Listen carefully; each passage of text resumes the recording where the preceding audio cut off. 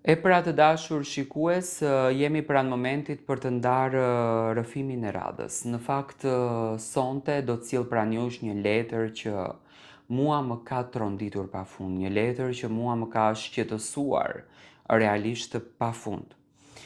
Këtë letër më ka shkruar një vajzë time, e cila do me thënë ka kaluar dhe po kalon një tmerr në jetën e saj.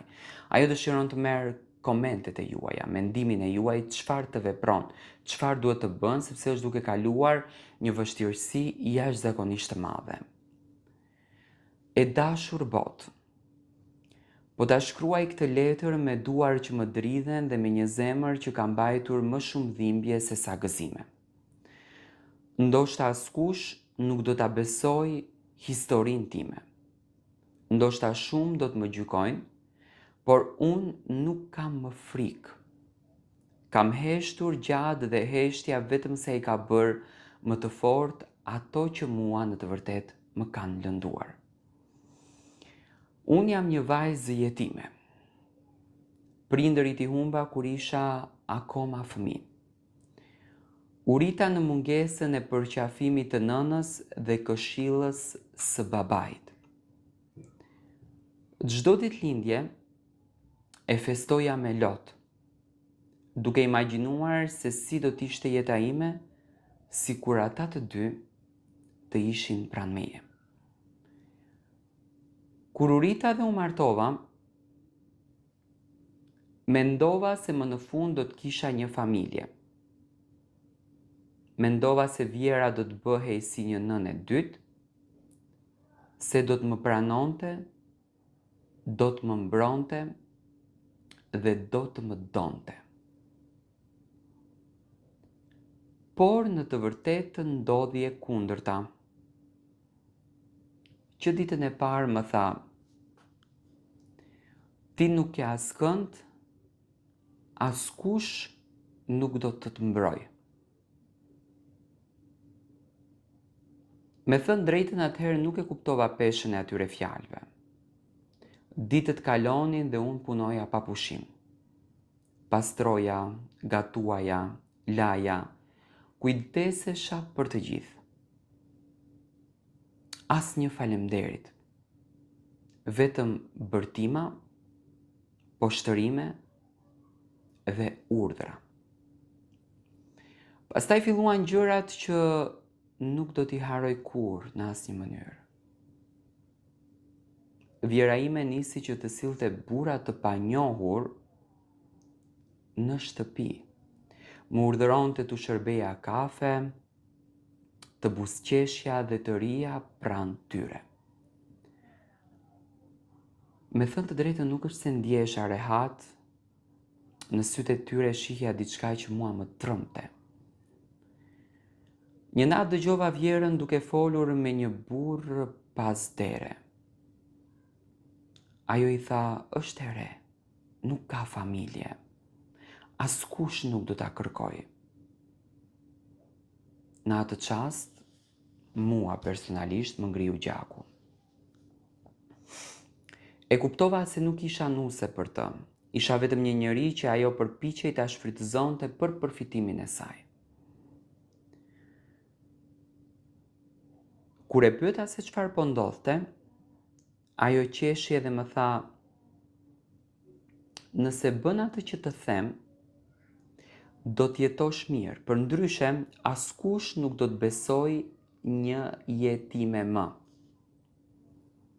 Ato fjalë më vranë më shumë se çdo shuplak. Nuk flija më, çdo zhurmë e natës më dukej si fundi jetës time.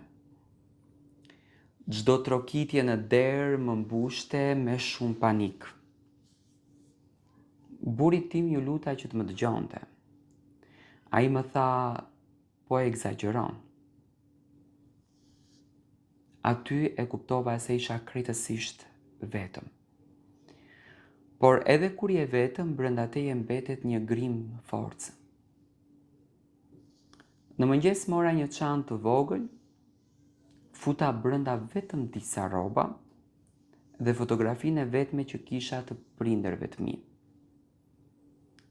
U largova pa e kthyer kokën. Nuk mora më me vete asgjë tjetër, sepse dinjiteti vlen më shumë se çdo pasuri.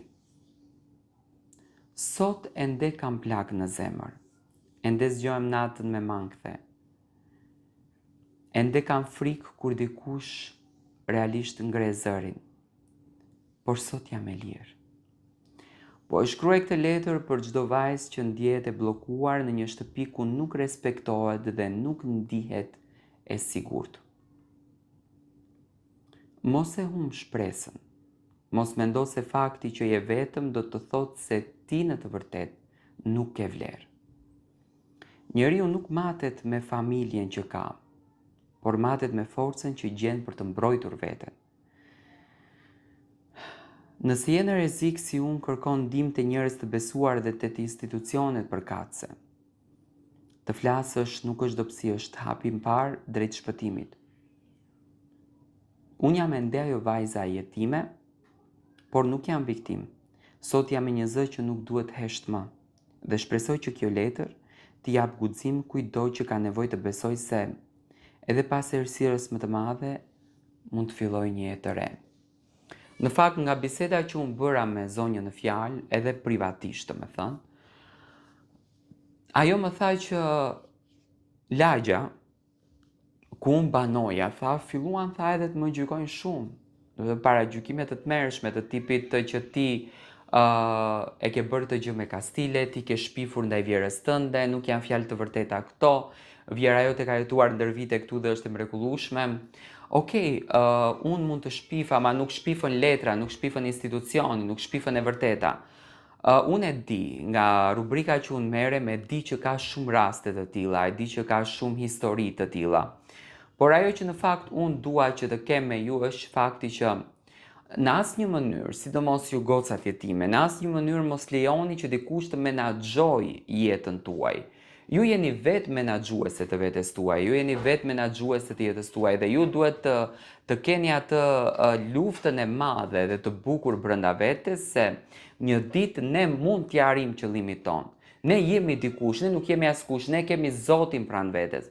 Zoti është arma më e bukur që ne kemi në jetë. Dhe në këtë rast, unë mendoj që çdo njeri duhet nga vetja të kërkojë atë, të ketë guximin të kërkojë të drejtën e vetes dhe mos ta toleroj veten e tij që dikush tjetër ta përdorën. Jo, unë jam unë dhe për këtë gjë unë kujdesem për veten time. Unë kam dinjitetin tim, unë kam karakterin tim, unë kam vlerat e mia. Dhe për vlerat e mia mua nuk më intereson asnjë gjë në botë. Dhe për këtë gjë po flas me shumë dashuri për njerëzit të cilët dinë të dhurojnë emocion, dinë të dhurojnë pasion dhe dinë të shprehin gjëra të bukura. Vazhdoni me subscribe dhe jepni mendimin tuaj.